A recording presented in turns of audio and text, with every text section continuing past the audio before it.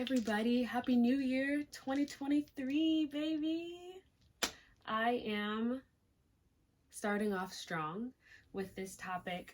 I want to talk about bullying and gatekeeping in the roller skating community. I have an article here that I found, and I will put the information down in the description box. But yeah, I wanted to talk about bullying in the roller skating community, specifically cyberbullying. And so I'm going to be reading a few blurbs, sort of paraphrasing from this article that I found, and also giving some of my own opinions and thoughts. So I'm going to be reading off of my computer screen. Got a little script here, just because it's late and I wanted to get these thoughts out. This video topic is something I've been wanting to talk about for a really long time, but there is unfortunately a high sense of shame associated with being bullied and harassed online, which makes it very difficult to speak on. However, my guess is that if I'm struggling with bullying online, then perhaps others are struggling too.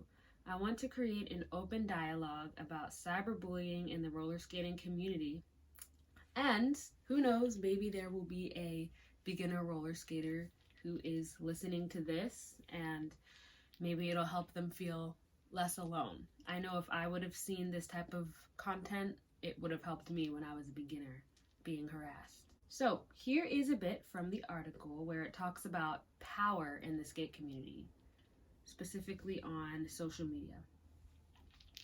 Power itself is not bad, but when people misuse their power, often because they don't understand the power they have, then it is bad.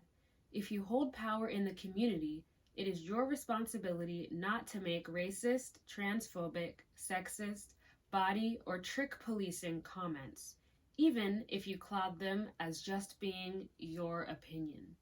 So trick policing is when someone does a trick and they say the name of that trick, but then a more advanced skater comes in and basically calls them a poser because they said the name of the trick wrong or they did something wrong in the trick.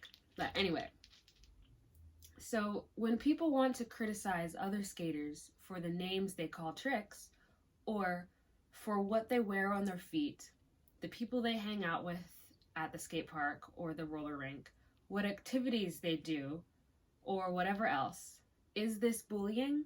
Some people say it's not.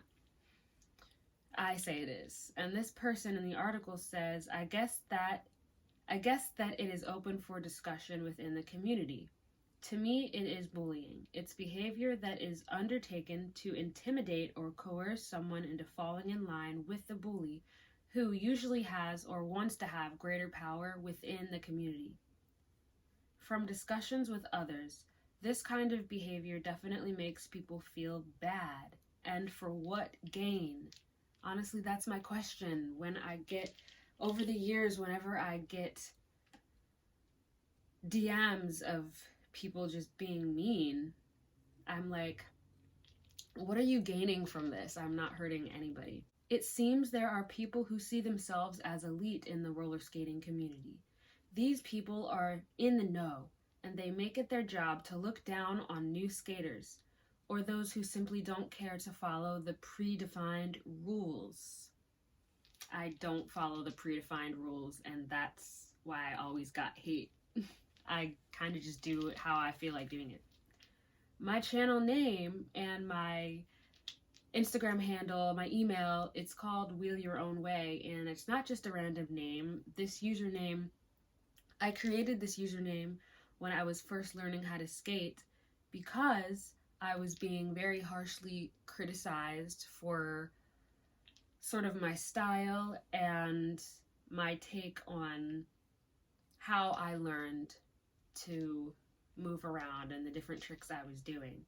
And I really wanted people to just mind their own business if they didn't have anything nice to say, because I was gonna do it my own way anyway. So then I made the name Wheel Your Own Way.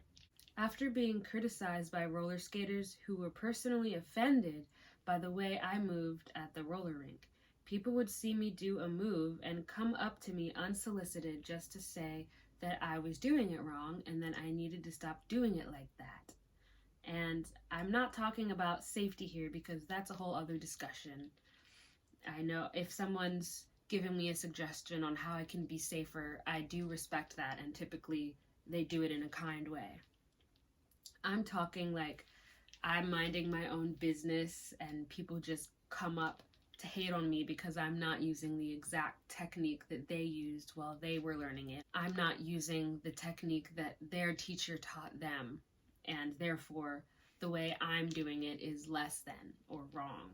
But to me, it's different maybe, but not necessarily wrong.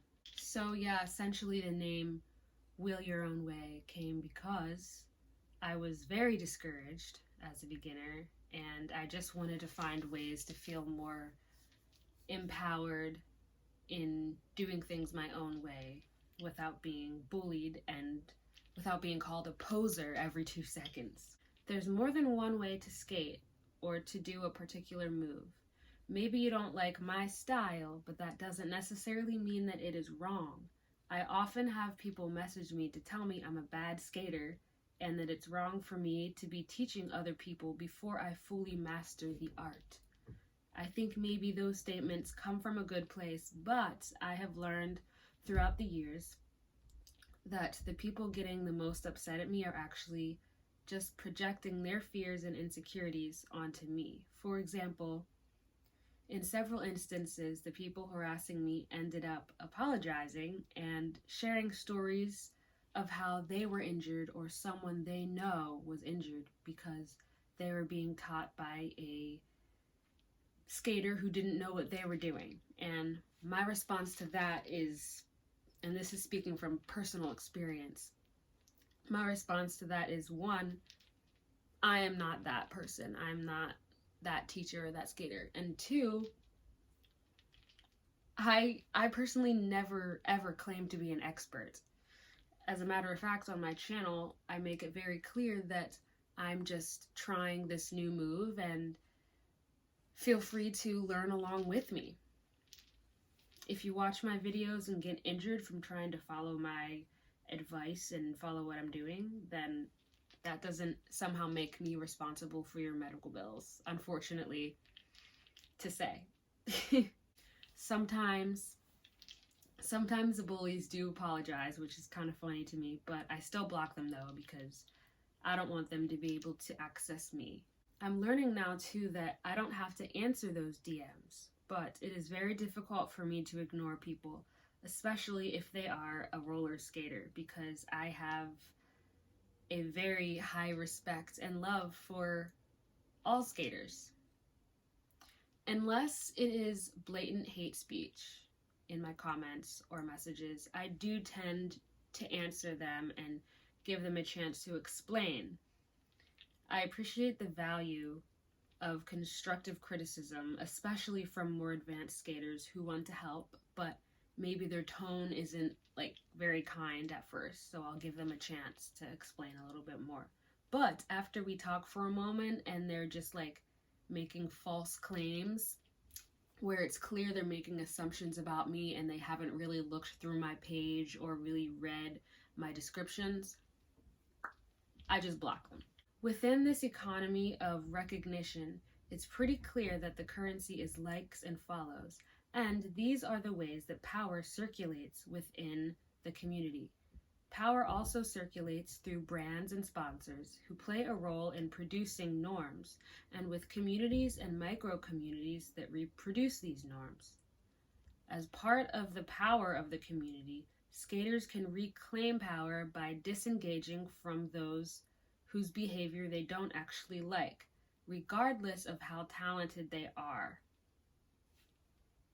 Yes, I have absolutely blocked and unfollowed skaters who are advanced and do have power in the community, but I don't have respect for them because of the way they act and the way they treat newbie skaters. It's a shame that some people who have a lot of power in a community also don't seem to care about the community at all, because if they did, they would be encouraging the newbies and not bringing them down. I stopped trying to name tricks and variations to avoid the trick police, because at the end of the day, I just skate for myself and like to replicate moves as I see them. Yes, I do this too.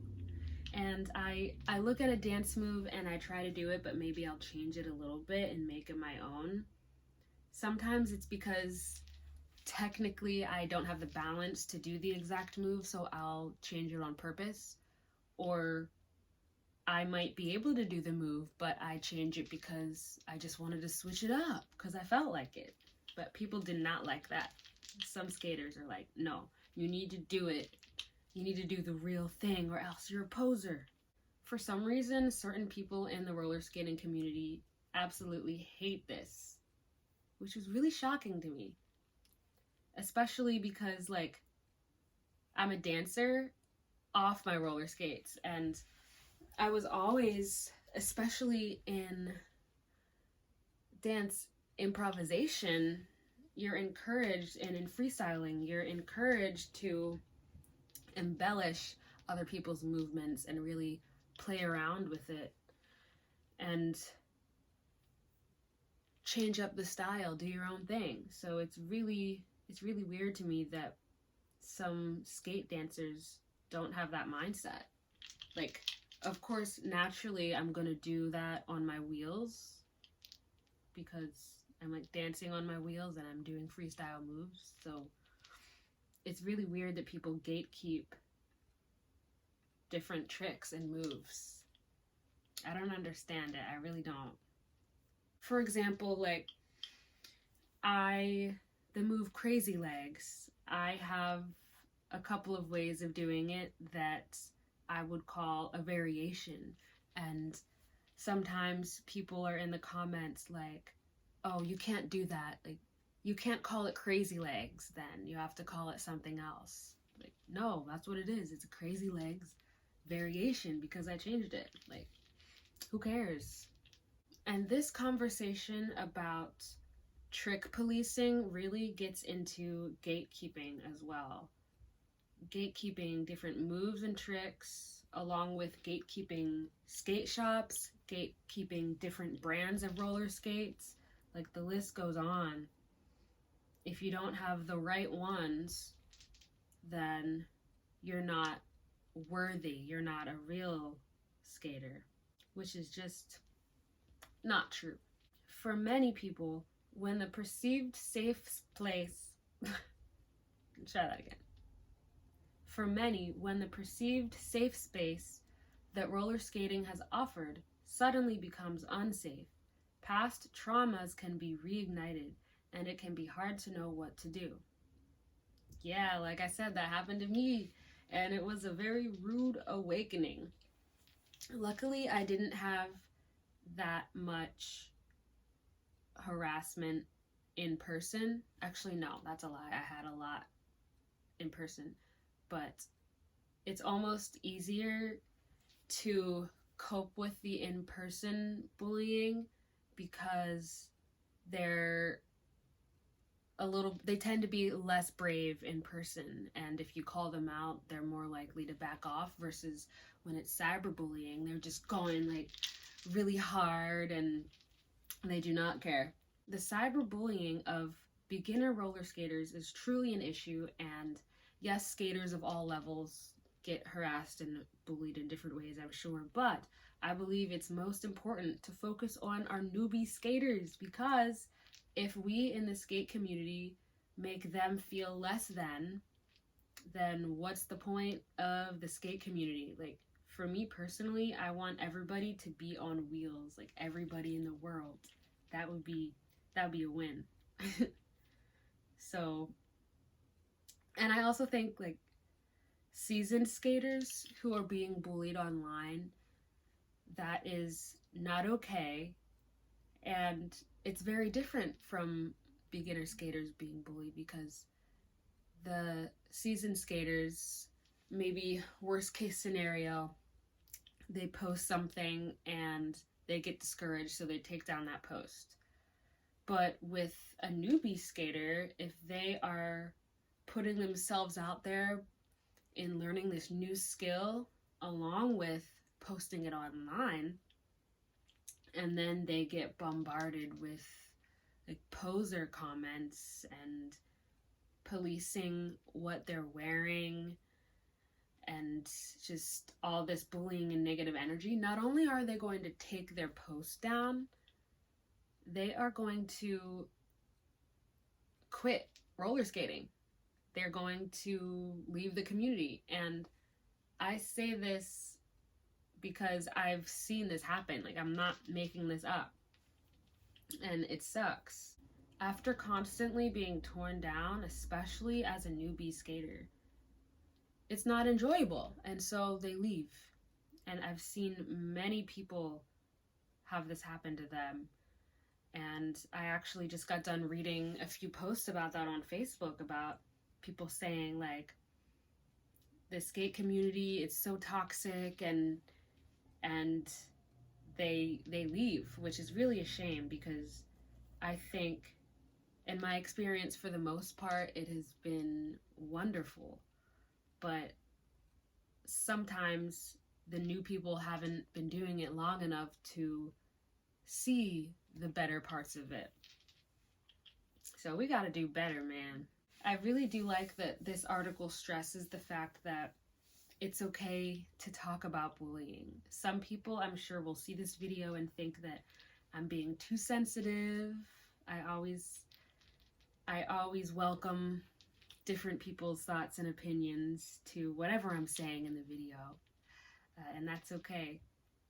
If this message reaches even one person, though, who can resonate with being bullied online as a beginner roller skater, then that is just amazing, an amazing win for the community.